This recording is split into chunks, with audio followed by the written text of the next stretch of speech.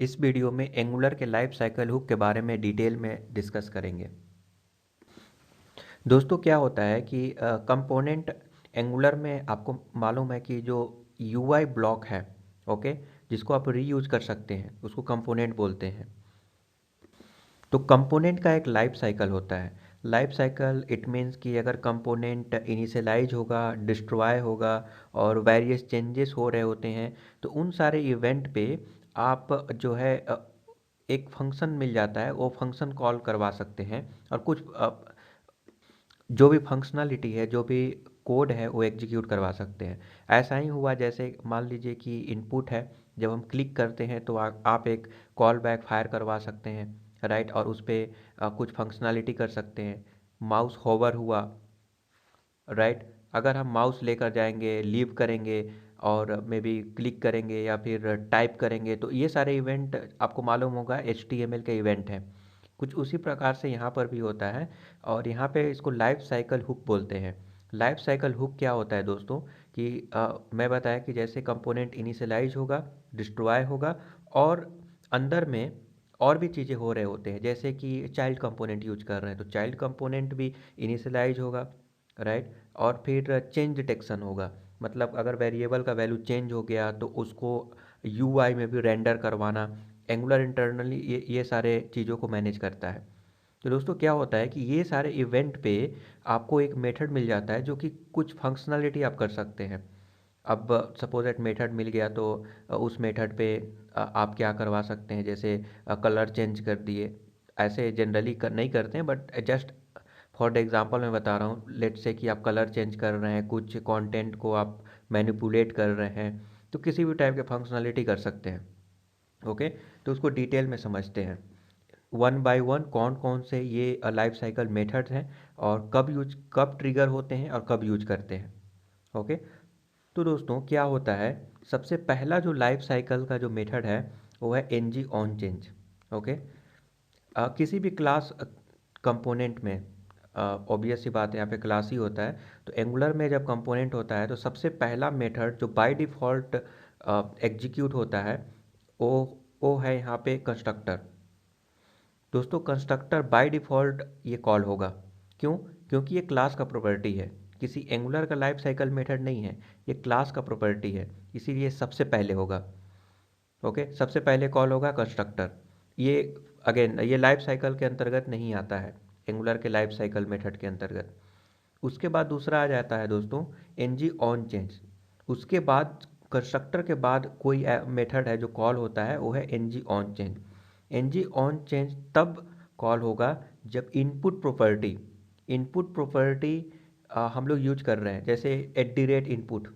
Okay, जैसे यहाँ पे मैं दिखाऊं, अगर एट द रेट इनपुट अगर यूज कर रहे हैं तो दोस्तों इस कंडीशन में एनजी ऑन चेंजेस कॉल होगा। तो क्या होगा, फर्स्ट टाइम जब वैल्यू आएगा तो एनजी ऑन चेंज कॉल होगा। उसके बाद जब भी ये जो इनपुट का वैल्यू चेंज होगा तब जो है एनजी ऑन चेंज दोबारा से कॉल होगा। मतलब इसका लाइफ साइकिल ऐसा है, ये कब ट्रिगर होता है, फर्स्ट टाइम तो ट्रिगर होगा सबसे पहले। ओके, सबसे पहले ये कॉल होगा। उसके बाद जब भी इनपुट का वैल्यू चेंज होगा, मतलब जाहिर सी बात है इनपुट कब यूज करते हैं, पेरेंट से चाइल्ड में डेटा को पास करने के लिए। सिंपल है, पेरेंट से चाइल्ड में डेटा को पास कर रहे हैं। अब पेरेंट से जो डेटा पास किए, अब हम दूसरा डेटा पास करना चाहते हैं तो चेंज कर देंगे।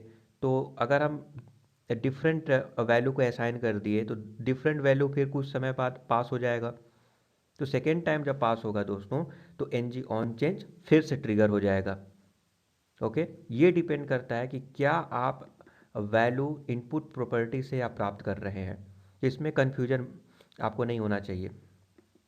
देन आता है यहाँ पे एन जी ऑन इनिट। हालांकि एन जी ऑन चेंज के बारे में भी अभी मैं डिस्कस करूँगा, कैसे ये सिंपल चेंज है, मैं इसको डेमोन्स्ट्रेट करके भी मैं दिखाऊंगा। तो अभी हम ऐसे ही देख लेते हैं कौन कौन से लाइफ साइकिल हुक हैं और ये कब कॉल होते हैं। उसके बाद दोस्तों क्या होता है N G on init. N G on init क्या होता है कि जब भी कंपोनेंट इनिशियलाइज होगा, ओके, जब भी इनिशियलाइज होगा तो ये कॉल हो जाएगा। ये केवल एक ही बार कॉल होता है, याद रखिएगा, केवल एक बार ही कॉल होता है अपने लाइफ साइकिल में।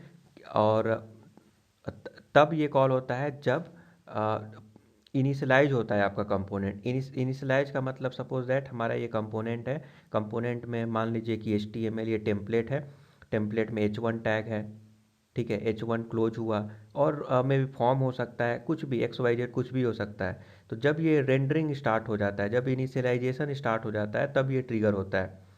तो दोस्तों ng on init best place है अगर मान लीजिए कि डॉम में मैनिपुलेशन करना है। ओके, ऐसा चीज़ करना है जो डॉम प्रिपेयर हो जाए, डॉम ट्री प्रिपेयर हो जाए, तब आप जो है कुछ चेंजेस को कर सकते हैं, राइट। तो उस समय जो है ng on init जो है बहुत यूजफुल हो जाता है ये लाइफ साइकिल का मेथड। कुछ लोग बोलेंगे कि कंस्ट्रक्टर में भी तो कर सकते हैं। तो दोस्तों क्या होता है ना कंस्ट्रक्टर में, कि कंस्ट्रक्टर में मान लीजिए कि आप डॉम मैनिपुलेशन कर रहे हैं, डॉम तो एग्जिस्ट ही नहीं कर रहा है, डॉम तो अभी इनिशियलाइजेशन हुआ ही नहीं है टेम्पलेट का। ओके, ये जो आपको रेंडरिंग यहाँ पे दिख रहा है, इसका इनिशियलाइजेशन ही नहीं हुआ है। जब ये एग्जिस्ट ही नहीं करता है डॉम, तो आप मैनिपुलेट कैसे कर सकते हैं? मैनिपुलेशन मतलब सपोज दैट मान लीजिए कि एक डॉम है, उसमें हमको एक इनपुट डालना है, ओके, जावा स्क्रिप्ट का कोड लिखकर, क्योंकि जावा स्क्रिप्ट के थ्रू आप डॉम को मैनिपुलेट कर सकते हैं। तो अपेंड करना है, इनपुट अपेंड करना है, कलर चेंज करना है, XYZ किसी भी टाइप का चेंजेस करना है। तो क्योंकि कंपोनेंट है, तो जो भी चेंजेस करेंगे वो तो जो टेम्पलेट है, ओके, टेम्पलेट में करेंगे, क्योंकि टेम्पलेट में ही HTML का पार्ट होता है। तो टेम्पलेट में अगेन ऐसे भी लिख सकते हैं बैकटिक यूज करके, अदरवाइज टेम्पलेट URL भी लिख सकते हैं। तो सेम चीज़ है, इसमें कन्फ्यूज मत होइएगा।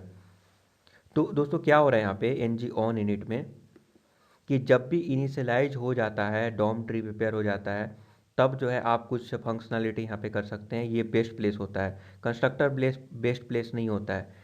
इंटरव्यू के क्वेश्चन के हिसाब से ये बहुत ही फेमस इंटरव्यू क्वेश्चन है कि कंस्ट्रक्टर और ng ऑन इनिट दोनों में से क्योंकि ये कॉल होगा ही होगा। ng ऑन इनिट हमेशा एक कॉल होता है, एक बार फर्स्ट टाइम तो कॉल होगा ही होगा, कंस्ट्रक्टर भी कॉल होगा। तो कभी कभी होता क्या है कि कुछ लोग कंस्ट्रक्टर में कुछ चीज़ लिख देते हैं और कुछ ng ऑन इनिट में लिख देते हैं, और उन्हें लगता है कि दोनों तो एक ही चीज़ है, दोनों कहीं भी लिखने से कोई फ़र्क नहीं पड़ता है। ऑफ कोर्स ज़्यादा फ़र्क नहीं पड़ता है, बट अगर ऐसा सिनारियो आया जब आपको डॉम में मैनिपुलेशन करना है, ऐसा चीज़ करना है जब हमारा डॉम एग्जिस्ट करेगा, जब कंपोनेंट इनिशियलाइज हो जाएगा, तब वो काम होना चाहिए। जब ऐसा सिनारियो आएगा तो कंस्ट्रक्टर में लिखने से वर्क नहीं करेगा, क्योंकि उस समय डॉम एग्जिस्ट ही नहीं कर रहा है। और अब जो है उस समय जो है ng ऑन इनिट में आपको लिखना पड़ेगा। तो दोस्तों यही आपका बेसिक डिफरेंस है कंस्ट्रक्टर और ng ऑन इनिट में। कंस्ट्रक्टर बेस्ट प्लेस होता है, मान लीजिए कि सर्विसेज है, सर्विसेज का इंस्टेंस को क्रिएट करना, डिपेंडेंसी इंजेक्ट करना, तो ये सारे चीज़ के लिए कंस्ट्रक्टर बेस्ट प्लेस होता है। ओके, कोई वेरिएबल का वैल्यू अगर इनिशियलाइज करना चाहते हैं तो भी कर सकते हैं। तो कंस्ट्रक्टर का ये काम है, आप वहाँ पे कर सकते हैं। बट ng ऑन इनिट तभी आपको कॉल करना है, तभी ng ऑन इनिट के अंदर लिखना है, इस मेथड के अंदर, ऐसा चीज़ जो डॉम मैनिपुलेट हो जाने के, डॉम एक ट्री प्रिपेयर हो जाने के बाद, कंपोनेंट इनिशियलाइज हो जाने के बाद जो है आप करना चाहते हैं, तो ये परफेक्टली वर्क करेगा। नहीं तो कभी कभी ये इशू आने लगता है। ओके, अब जैसा कि पता है कि आप जावा स्क्रिप्ट यूज कर रहे हैं, हालांकि ये टाइप स्क्रिप्ट है, बट एट द एंड तो कोड जनरेट होगा और जावा स्क्रिप्ट में ही होगा। तो जावा स्क्रिप्ट का कोड होता है, उसमें कॉल बैक होते हैं, कॉल बैक होते हैं तो कभी कुछ समय बाद भी कॉल होने की संभावना रहता है। ओके, मान लीजिए कि इवेंट लूप में कोई और कॉल, अगर कोई और कॉल बैक पहले से रजिस्टर है, तो मे बी वो उसको चांस मिल जाए एग्जीक्यूट होने का। तो दोस्तों में भी ऐसा हो सकता है कि कभी सही से वर्क ना करें, इसीलिए बेस्ट प्लेस है ng ऑन इनिट तभी कॉल करें, उसके अंदर तभी कुछ लिखें जब डॉम प्रिपेयर्ड हो जाए, और उसके बाद आपको करना चाहिए। ओके, अदरवाइज अगर कंस्ट्रक्टर में अगर करेंगे तो may be sometimes issue face कर सकते हैं आप। नाउ ng ऑन चेंजेस और ng ऑन इनिट तो आप समझ गए। ng ऑन चेंज के बारे में और भी अभी डिटेल में बात करेंगे, डेमोन्स्ट्रेट करेंगे, क्योंकि ये लिटिल टफ होता है ये समझना। मैं अपने कई सारे लोग इसमें कंफ्यूज रहते हैं कि एन जी ऑन चेंज का काम कैसे करता है, तो मैं आगे आऊँगा। अभी आ जाते हैं एन जी डू चेक। दोस्तों एन जी डू चेक क्या होता है? एन जी ऑन चेंज के बाद N G on init, N G on init के बाद एन जी डू चेक। इस एंगुलर ये जो लाइफ साइकिल है दोस्तों, उसमें एन जी ऑन इनिट केवल फर्स्ट टाइम ही कॉल होगा, एक बार ही कॉल होगा। Okay. N G on change बार बार कॉल होगा, फर्स्ट टाइम तो कॉल होगा ही, बार बार कॉल होगा जब इनपुट का वैल्यू चेंज हो जाएगा। इनपुट इनपुट डेकोरेटर से आप डेटा को जैसे पास करते हैं, तो इनपुट जो डेटा बाइंडिंग होगा, तो जब भी डेटा चेंज हो जाएगा तो N G on change call होगा। Okay. N G do check, N G do check क्या होता है दोस्तों, कि ऐसा चेंजेस जो एंगुलर खुद से डिटेक्ट नहीं करता है। ओके। वो क्या हो सकता है? तो मान लीजिए कि चेंज डिटेक्शन, चेंज डिटेक्शन क्या है कि एक वेरिएबल का वैल्यू है मान लीजिए कि 1, और आप जो है कुछ समय बाद उसको 2 करवा दिए। May be set time out use करके कर सकते हैं या फिर बटन क्लिक पे कर सकते हैं, तो वैल्यू चेंज हो गया।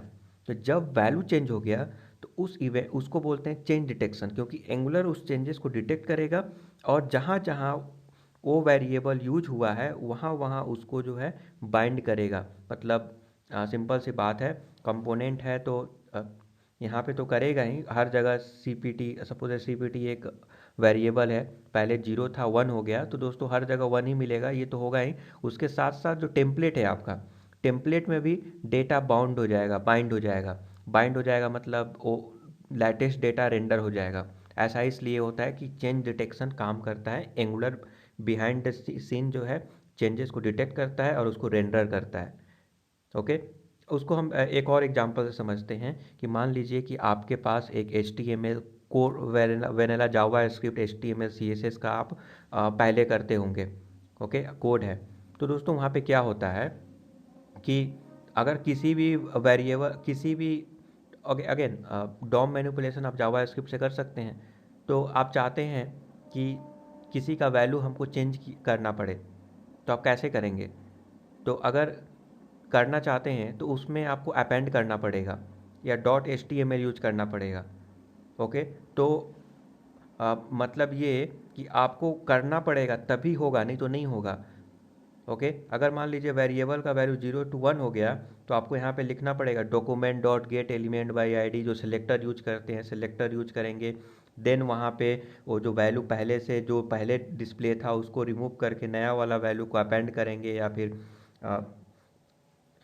ओके। तो बेसिकली वहाँ पे वो आपको करना पड़ेगा, कोड करके आपको ये सारे चीज़ें करने पड़ेंगे, बट एंगुलर खुद ब खुद ये काम कर देता है।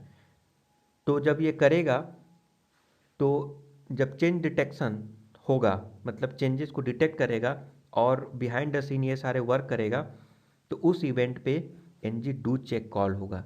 मतलब को किसी भी प्रकार का चेंज डिटेक्शन अगर होता है तो N G do check call हो जाएगा। ओके। तो मान लीजिए इस पर क्लिक करते हैं, एन जी डू चेक यहाँ पे देखिए, एक बार कॉल करें, क्लिक करेंगे तो वैल्यू चेंज होगा, वैल्यू चेंज होगा तो चेंज डिटेक्शन मैकेनिज्म वर्क करेगा एंगुलर का, और N G do check call हो जाएगा। फिर से क्लिक करेंगे तो फिर से एन जी डू चेक। दोस्तों एंगुलर डू चेक कॉल हो जाता है जब किसी भी प्रकार का चेंज डिटेक्शन काम करता है। ओके। एंगुलर का चेंज डिटेक्शन, तो यहाँ पे अब इसको यूज क्यों करते हैं? तो दोस्तों जो भी कस्टम चेकिंग है, जैसे कि अब हम चाहते हैं कि अगर सी पी टी जो वेरिएबल है, वेरिएबल का वैल्यू 3 से अगर 5 हो जाए, तो उस इवेंट पे हम कुछ करना चाहते हैं, कुछ फंक्शन कॉल करना चाहते हैं या डॉम मैनिपुलेशन करना चाहते हैं, या एक्स वाई जेड एक स्टेटमेंट हो गया उसको एग्जीक्यूट करना चाहते हैं। स्टेटमेंट मतलब जस्ट आप बोल सकते हैं कुछ जावा स्क्रिप्ट के कोड। तो हम वो सारे फंक्शनलिटी करना चाहते हैं। ओके। तो आप यहाँ पे लिख सकते हैं, कंडीशन लिख सकते हैं कि इफ़ इसका वैल्यू जो वेरिएबल का वैल्यू पहले 0 था, अगर इफ़ इसका वैल्यू 5 हो जाएगा तो ये होना चाहिए, 6 हो जाएगा तो ये होना चाहिए। तो आप यहाँ पे कंडीशन लिख सकते हैं। तो ये हुआ N G do check. Okay. और मान लीजिए कि एन जी डू चेक का एक और मैं एग्जांपल देता हूँ कि पहले वैल्यू ये था, अब ये हो गया, तो चेंज चेंज हो गया वैल्यू। तो यहाँ पे कंडीशन डालकर आप कुछ भी कर सकते हैं, सिंपल है। तो ये हो गया N G do check. I hope कि आपको समझ में आ रहा होगा एन जी डू चेक क्या है। ये थोड़ा कम्प्लेक्स रहता है समझना, एनजी डू चेक और NG on changes. NG do check हमेशा जब भी चेंज डिटेक्शन होगा एनजी डू चेक कॉल होगा, इसीलिए दोस्तों ये बहुत ही एक्सपेंसिव होता है और ये अवॉइड करना चाहिए जब नेसेसरी ना हो। ओके, जब रिक्वायरमेंट ना हो तो ये कम से कम ही यूज करना चाहिए, क्योंकि अगेन कुछ भी चीज़ होता है यहाँ पर दोस्तों तो ये बिहाइंड द सीन वर्क होता है। जावा स्क्रिप्ट का कोड एग्जीक्यूट हो रहा होता है तो हार्डवेयर पे लोड पड़ता है दोस्तों, तो ये ऑप्टिमाइज्ड वे नहीं हुआ। बट अगर रिक्वायरमेंट है तो आप ऑफ कोर्स आप यूज़ कर सकते हैं, क्योंकि तभी तो ये एनजी डू चेक दिया गया है आपको। एंगुलर ने आपको इसीलिए ये life cycle look method provide किया है कि जब चेंज डिटेक्शन होगा तो ये कॉल हो जाएगा और यहाँ पे कस्टम चेकिंग हम लगा सकते हैं। ना उसके बाद आ जाता है एनजी आफ्टर कंटेंट इनिट। ये दोस्तों क्या है एनजी आफ्टर कंटेंट इनिट, इसको समझते हैं। दोस्तों आपको मालूम होगा कि आप जो है ना प्रोजेक्ट कर सकते हैं, कोई भी कंटेंट को आप प्रोजेक्ट कर सकते हैं। इसका मतलब ये है कि मान लीजिए कि आप कंपोनेंट यूज कर रहे हैं। जैसे मैं एग्जांपल के तौर पे अगर मैं दिखाऊं तो मान के चलिए कि ये हमारा कंपोनेंट है जिसे हम बोल रहे हैं ऐप कंपोनेंट डॉट HTML, और ये कंपोनेंट यूज कर रहे हैं। कंपोनेंट का नाम है हेलो, और हेलो के अंदर आप कुछ HTML ऐसे लिख दिए। ओके, अगर लिख दिए तो वो स्क्रीन पे कुछ उसका इफेक्ट देखने को नहीं मिलेगा, जाहिर सी बात है, राइट। अगर मैं यहाँ पे आपको दिखाऊं, अगर मैं हेलो जो कंपोनेंट है वहाँ पे अगर एनजी कंटेंट अगर मैं यहाँ पे रिमूव कर दूँ दोस्तों, तो आप यहाँ पे नोटिस कीजिएगा, मैं यहाँ पे रिमूव कर दिया तो यहाँ पे जो भी कुछ लिखा हुआ हूँ इस कंपोनेंट के अंदर, ओके, कंपोनेंट के अंदर, कंपोनेंट टैग के अंदर जो कुछ भी मैं लिख रहा हूँ, मे भी फॉर्म हो सकता है या किसी भी टाइप का मार्कअप, जिसको बोलते हैं जावा स्क्रिप्ट, सॉरी HTML, किसी भी टाइप का HTML का कोड लिखा हुआ है वो यहाँ पे दिखाई नहीं देगा, वो रेंडर ही नहीं होगा। उसको रेंडर कराने के लिए हम लोग को एनजी कंटेंट यूज करना पड़ता है। एनजी कंटेंट यूज करेंगे तो जो हम कंटेंट को प्रोजेक्ट कर रहे हैं इसको बोलते हैं कंटेंट प्रोजेक्शन। तो जो भी HTML का कंटेंट हम प्रोजेक्ट कर रहे हैं उस कंपोनेंट में, उसको रेंडर कराने के लिए हम एनजी कंटेंट यूज करेंगे। तो दोस्तों यहाँ पे क्या क्या हो गया कि जब एनजी कंटेंट हम यहाँ पे लिख रहे हैं तो हम जो कंटेंट यहाँ पे प्रोजेक्ट करेंगे वो यहाँ पे रेंडर होगा। तो अगेन रेंडर होने के लिए इनिशियलाइज होगा। इनिशियलाइज मतलब पहले H1 का पार्स करेगा, उसको प्रिंट करेगा, फिर उसको मान लीजिए फॉर्म अगर है तो फॉर्म को पास करेगा, प्रिंट करेगा। तो ये सारे प्रक्रिया होते हैं। तो जब इनिशियलाइजेशन होता है तब दोस्तों हमारा एक लाइफ साइकिल मेथड कॉल होगा, और जिसको हम लोग बोलते हैं ये रहा एनजी आफ्टर कंटेंट इनिट। ये एनजी कंटेंट के लिए याद रखिएगा, जो हम प्रोजेक्ट कर रहे हैं, जो HTML का code parent to child project कर रहे हैं, अगर उसका इनिशियलाइजेशन स्टार्ट हो गया तो ये कॉल होगा। जब इनिशियलाइजेशन कंप्लीट हो गया मतलब कंटेंट परफेक्टली अच्छे से प्रोजेक्ट हो गया, ओके, मतलब उसके अंदर जो जो भी वेरिएबल्स में भी हो सकते हैं, बाइंड हो सकते हैं, डेटा बाइंड हो सकते हैं, सब कुछ परफेक्टली हो गया तो एंगुलर जो है उसको मार्क कर देता है चेक्ड, कि वो एंगुलर चेक कर लिया कि हाँ परफेक्टली रेंडरिंग हो गया, कंप्लीट हो गया हो।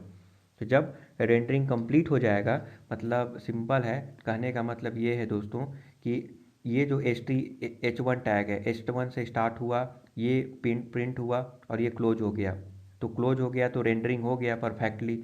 जब ये अच्छे से रेंडरिंग हो जाएगा तो एंगुलर एक चेंज डिटेक्शन, अगेन एंगुलर इसको डिटेक्ट करेगा और उसको मार्क कर देगा चेक्ड।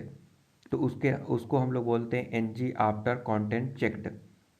तो ये लाइफ साइकिल तब यूज करते हैं जब जो हम प्रोजेक्ट कर रहे हैं कंटेंट को, जब इनिशियलाइज हो जाए, ओके, इनिशियलाइजेशन के समय ये मेथड कॉल होगा एनजी आफ्टर कंटेंट इनिट, और जब इनिशियलाइजेशन कंप्लीट हो गया तब कॉल हो जाएगा NG after content checked. Checked मतलब एंगुलर उसे मार्क कर दिया कि ये चेक्ड है, मतलब रेंडरिंग सक्सेसफुली हो चुका है। तो इन सारे लाइफ साइकिल पे आप कुछ एक्टिविटीज़ कर सकते हैं। अगेन ये रिक्वायरमेंट पे डिपेंड करता है एंगुलर में, और ये ऐसा नहीं है कि रेगुलर बेसिस पे इसका यूज करते हैं।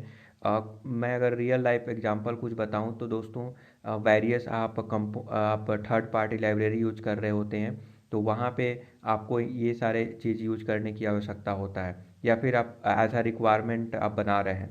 ओके, तो यहाँ पे यूज कर सकते हैं N G after content init और N G after content checked को। और अगेन ये ऐसा नहीं है कि रेगुलर बेसिस पे यूज करेंगे, ये रेयरली यूज होने वाला ये लाइफ साइकिल हुक है। जो रेगुलर बेसिस पे यूज होता है वो है N G on init, N G on change, N G destroy होता है। ओके, सो आई होप कि आपको समझ में आ रहा होगा। Now N G after content init and N G after content check के बाद अगला जो लाइफ साइकिल लुक होता है वो होता है N G after view init and N G after view checked. ये दोस्तों क्या है, मान लीजिए कि एक कंपोनेंट है और उस कंपोनेंट में आप चाइल्ड कंपोनेंट यूज कर रहे हैं। ऑफ कोर्स आप चाइल्ड कंपोनेंट यूज कर सकते हैं क्योंकि रीयूज कर सकते हैं। ओके, यूआई ब्लॉक को कंपोनेंट के माध्यम से। तो जब दोस्तों चाइल्ड कंपोनेंट यूज करेंगे तो चाइल्ड कंपोनेंट का अपना सारे लाइफ साइकिल हुक होंगे, जाहिर सी बात है कि like N G on init होगा, एन जी ऑन चेंजेस होगा, रेंडरिंग होगा, चेंज डिटेक्शन होगा, सब कुछ होने वाला है। तो दोस्तों N G after view init तब कॉल होता है जब वो चाइल्ड कंपोनेंट इनिशियलाइज हो जाते हैं। ओके, चाइल्ड कंपोनेंट का इनिशियलाइजेशन जब होगा तब N G after view init call हो जाएगा, इनिशियलाइज होगा तो child component.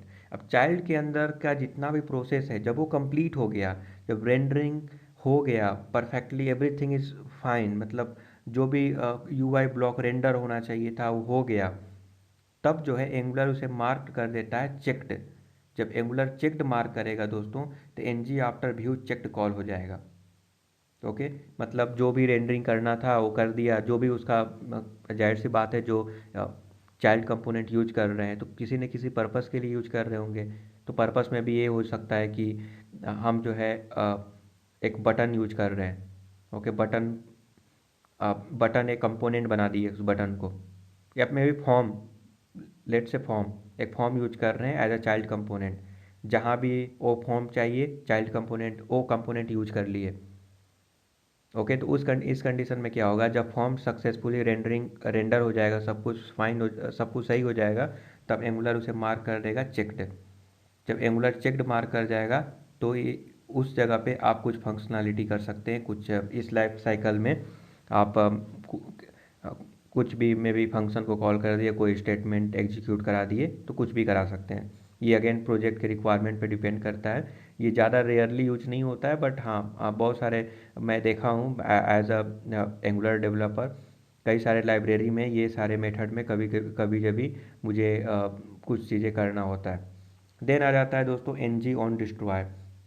N G on destroy क्या होता है कि जब मान लीजिए कि एंगुलर में कंपोनेंट रेंडरिंग हो गया, सब कुछ सही हो गया, बट उसको हम डिस्ट्रॉय कर रहे हैं। कैसे डिस्ट्रॉय करेंगे, तो मान लीजिए राउटिंग के थ्रू, राउटिंग में हम चाहते हैं कि कंपोनेंट ए लोड हो, फिर हम राउटिंग चेंज कर दिए तो कंपोनेंट बी लोड होगा, तो ए डिस्ट्रॉय हो जाएगा, देन बी लोड होगा।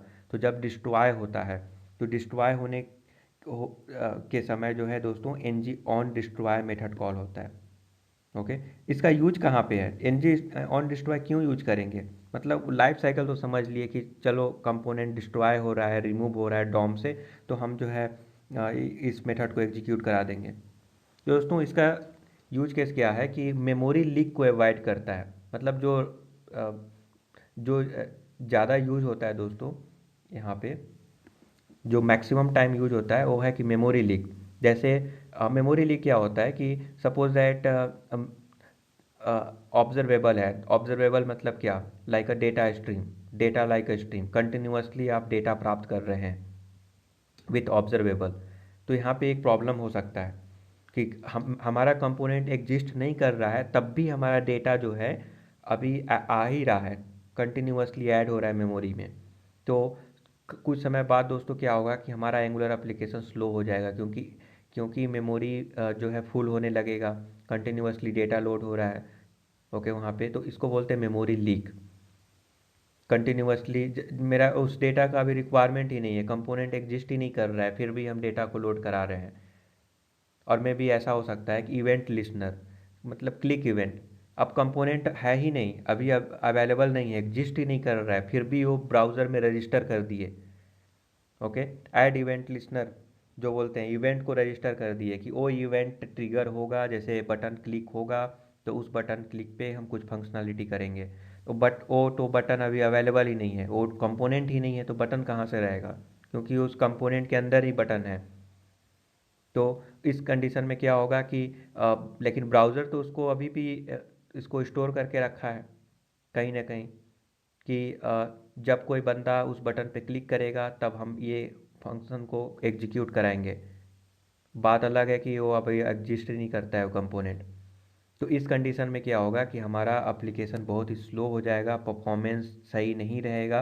तो दोस्तों इस कंडीशन में एन जी ऑन डिस्ट्रॉय में जैसे ऑब्जर्वेबल है उसको अनसब्सक्राइब करते हैं, और may be suppose that add event listener है उसको हम लोग रिमूव करते हैं लिसनर को, ताकि हमारा एप्लीकेशन अच्छा से परफॉर्म करे। उसके अलावा कुछ डिस्ट्रॉय करेंगे तो पहले वाला का जो स्टेट है उसको कहीं ना कहीं स्टोर करना चाहते हैं, मे बी बैकएंड में। सपोज दैट हम एक पेज पे हम काम कर रहे हैं, ओके, पेज में आधा फॉर्म हम फिलअप किए और किसी भी रीज़न से हम डिस्ट्रॉय कर दिए उस कंपोनेंट को, तो जो आधा फॉर्म हम फिलअप कर चुके हैं उस डमी डेटा को हम स्टोर करेंगे। तो एन जी ऑन डिस्ट्रॉय में उसका हम मे बी API कॉल करा सकते हैं, या फिर कहीं ना कहीं स्टोर करा सकते हैं, मे बी ऑफलाइन ऑनलाइन कहीं पर भी, मे बी ब्राउज़र में करा सकते हैं, क्लाइंट साइड या फिर सर्वर साइड। सर्वर साइड में अगेन API कॉल करना पड़ेगा। तो जब भी डिस्ट्रॉय करेंगे तो हमारा डेटा, डमी डेटा कहीं ना कहीं हम सेव कर देंगे, ताकि यूज़र दोबारा से पेज पे आए तो उसको वही वो सब डेटा दोबारा से मिल जाए, राइट, जो उन्होंने हाफ फिल कर दिया था फॉर्म। तो ये सारे फंक्शनलिटी हम एन जी ऑन डिस्ट्रॉय में बड़े आसानी से कर सकते हैं। नाउ दोस्तों ये समझ लेते हैं कि एन जी ऑन चेंज कैसे काम करता है, उसका डेमोस्ट्रेट करके देख लेते हैं। तो दोस्तों यहाँ पे देखिए, आप नोटिस करेंगे कि हम एक चाइल्ड कंपोनेंट यूज किए हैं, ठीक है, चाइल्ड कंपोनेंट का नाम है हेलो, राइट। तो और हम इसमें कुछ डेटा पास कर रहे हैं, डेटा पास कर रहे हैं, तो parent to child data pass करेंगे। तो चाइल्ड में कलेक्ट करने के लिए हम लोग इनपुट डेकोरेटर यूज करते हैं। तो इनपुट डेकोरेटर के थ्रू हम name, name one, name two, ये तीनों डेटा को हम प्राप्त कर रहे हैं, और पेरेंट में हम पास कर रहे हैं इसका वैल्यू को। तो वैल्यू क्या है बेसिकली, तो वो मैं आपको दिखा देता हूँ। वो है दोस्तों यहाँ पे एंगुलर, एंगुलर वन, और इसे हम एंगुलर टू कर देते हैं, एंगुलर टू। ये हमारा डेटा यहाँ पे पास हो रहा है। और दोस्तों हम यहाँ पे सेट टाइम आउट लगाकर 5 सेकेंड के बाद, और एक और सेट टाइम आउट लगाया हूँ 10 सेकेंड के बाद, ये हमारा वैल्यू है वो चेंज हो जाएगा। मतलब अभी एंगुलर था, एंगुलर से हो जाएगा after update angular, okay, after update, okay, it's fine. Angular कर देते हैं, एंगुलर नेम के लिए 1 और इसके लिए 2 कर देते हैं, राइट। और एक और हम लोग काम करेंगे, ये 3 नहीं, यहाँ पे हम लोग कर देते हैं एंगुलर लेट से आफ्टर 10 सेकेंड, एंगुलर 10, ताकि आपको पता चलेगा। तो दोस्तों क्या हो रहा है यहाँ पर कि हम एक 5 सेकेंड में और 10 सेकेंड में डेटा के वैल्यू को चेंज कर रहे हैं। तो इस कंडीशन में क्या होगा कि फर्स्ट टाइम जब वैल्यू आएगा, जो भी हम पास कर रहे हैं इनपुट के थ्रू, इनपुट डेकोरेटर के थ्रू, फर्स्ट टाइम जब वैल्यू आएगा तो N G on change call होगा। और उसके बाद जितने टाइम्स आएंगे, जितने टाइम वैल्यू चेंज होगा, जैसे सेट टाइम आउट करके हम क्या कर रहे हैं, वैल्यू को अपडेट कर दे रहे हैं, नेम वेरिएबल के वैल्यू को हम दूसरे वैल्यू से असाइन कर दे रहे हैं। तो जब भी हम नया वैल्यू असाइन करेंगे तो वो डेटा फ्लो हो जाएगा उसका पार्टिकुलर कंपोनेंट में भी। तो वहाँ पे ये फ्लो फ्लो क्यों होता है, क्योंकि ये चेंज डिटेक्शन मैकेनिज्म काम करता है, उसको ऐसे समझिए। तो जो डेटा, जब वो डेटा फ्लो हो जाएगा उस चाइल्ड कंपोनेंट में, तो हमको जब वो नया डेटा रिसीव होगा तो एन जी ऑन चेंज दोबारा से कॉल होगा। और यहाँ पे एक सिंपल चेंज ऑब्जेक्ट होता है। एन जी ऑन चेंज में एक चीज़ याद रखिएगा कि सिंपल चेंजेस करके एक हमारे पास ऑब्जेक्ट होता है। इस ऑब्जेक्ट का पर्पस ये है, ये डिफाइन करना कि पहले वाला डेटा क्या था और अभी क्या डेटा है। तो ये सारे, इस ऑब्जेक्ट में ये सारे इन्फॉर्मेशन छुपे होते हैं, क्योंकि ये ऑब्जेक्ट है तो ऑब्जेक्ट में कई सारे वैल्यूज़ होते हैं, लाइक प्रॉपर्टी होते हैं, तो उसमें ये सारे प्रॉपर्टी भी हैं। तो मैं क्या करूँगा कि अभी फिर से पेज को लोड करवाता हूँ ताकि आप क्लैरिटी के साथ समझ सकें। तो दोस्तों हम एंगुलर एप्लीकेशन को इसको क्लियर करके मैं फिर से लोड करा दे रहा हूँ। दोस्तों यहाँ पे आप नोटिस कर रहे होंगे कि हमारा फर्स्ट टाइम डेटा आया जिसमें नेम 1 और नेम 2 का वैल्यू आया, राइट। ये फर्स्ट टाइम आया एनजी ऑन चेंजेस में, एनजी ऑन इनिट से पहले, क्योंकि देखिए ये आया। देन हम यहाँ पे नेम और नेम के जगह पे दिस डॉट नेम प्रिंट किए हुए हैं, तो इसीलिए ये एनजी ऑन इनिट कॉल हुआ। एनजी ऑन चेंजेस पहले कॉल हुआ, then NG on init call हुआ। उसके बाद कुछ सेकंड के बाद 5 सेकंड के बाद दोबारा से ये एक ऑब्जेक्ट प्रिंट किया, और फिर 5 सेकंड के बाद यानी 10 सेकंड के बाद फिर से एक वैल्यू हमको प्रिंट किया। तो दोस्तों ऐसा क्यों है? ऐसा इसलिए है कि एनजी ऑन चेंजेस में हम लोग कंसोल कराए हुए हैं, और ये 5 सेकंड के बाद ये नया डेटा रिसीव किया तो हमारा एनजी ऑन चेंज दोबारा से कॉल हुआ। फिर अगले ओके उसके बाद अगेन 5 सेकंड यानी 10 सेकंड के बाद फिर से कॉल हुआ, क्योंकि हमने तो यही स्पेसिफाई किया हुआ है यहाँ पर कि 5 सेकंड के बाद हम वैल्यू चेंज करेंगे। अगर हम वैल्यू चेंज करेंगे तो वो नया वैल्यू हमको यहाँ पर भी मिल जाएगा because of the change detection mechanism, और यहाँ पे दोस्तों आ गया वैल्यू, तो हम आसानी से उसे हम कंसोल करा रहे हैं और ये लाइफ साइकिल हुक हमारा ट्रिगर हो रहा है। तो दोस्तों अगर हम इसको, क्योंकि हमें यहाँ पे कंसोल में ये ऑब्जेक्ट को प्रिंट कराया हुआ है, ये ऑब्जेक्ट कुछ नहीं बट सिंपल चेंजेस का ये ऑब्जेक्ट है।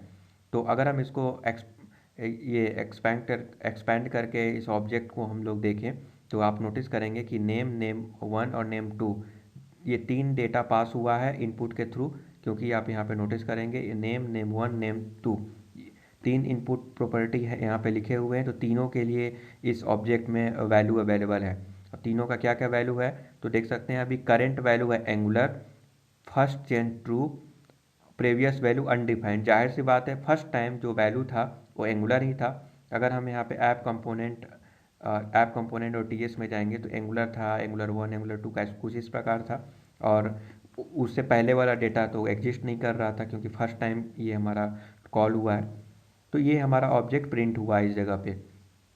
अगर हम इसको एक्सपेंड करें तो यहाँ पे नोटिस करेंगे कि इसमें पहले वाला डेटा था, प्रीवियस वैल्यू था एंगुलर, और करंट वैल्यू था आफ्टर एंगुलर अपडेट, राइट, और फर्स्ट चेंज फॉल्स।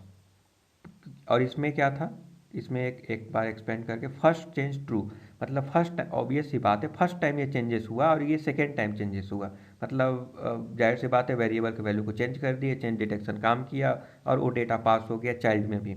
चाइल्ड में पास होगा तो एनजी ऑन चेंज फिर से कॉल हो जाएगा, और क्योंकि ये लाइफ साइकिल ऐसा ही है, ये लाइफ साइकिल बनाया ही इसीलिए गया है कि जब भी इनपुट प्रॉपर्टी चेंज होगा, जो इनपुट डेकोरेटर से जो भी प्रॉपर्टी है वो चेंज हो जाएगा, तो वहाँ पे एनजी ऑन चेंजेस कॉल हो जाएगा। फर्स्ट टाइम तो कॉल होगा ही अगर इनपुट यूज कर रहे हैं तो, अगर यूज नहीं करेंगे तो क्या होगा, मान लीजिए इनपुट प्रॉपर्टी यूज नहीं कर रहे हैं तो एनजी ऑन चेंजेस काम नहीं करेगा फिर। ओके, ये तब काम करता है जब इनपुट डेकोरेटर हम यूज कर रहे हैं, अदरवाइज ये काम नहीं करेगा। और नाउ यहाँ पे देख सकते हैं पहले डेटा था एंगुलर, उसके बाद अपडेट होके हो गया angular update, something like that. 1 के केस में angular 1, angular after update angular 1, और लास्ट वाला जो प्रिंट हुआ है 10 सेकेंड के बाद, अगर इसको हम एक्सपेंड करके इस ऑब्जेक्ट में दिखाएं तो दोस्तों ये नोटिस कीजिएगा कि पहले वैल्यू था आफ्टर अपडेट एंगुलर और चेंज होके हो गया आफ्टर अपडेट एंगुलर 10 सेकेंड, क्योंकि ये सारे चीज़ तो हम यहाँ पे पास किए हुए हैं कुछ सेट टाइम आउट लगाकर, इसीलिए ये कॉल हुआ। तो आई होप कि आपको समझ में आ रहा होगा कि एनजी ऑन चेंजेस क्या है और बाकी के लाइफ साइकिल मेथड क्या है। अगर किसी भी प्रकार का डाउट है तो आप कमेंट करके मुझे बता सकते हैं। Thank you for subscribing the YouTube channel. Have a nice day.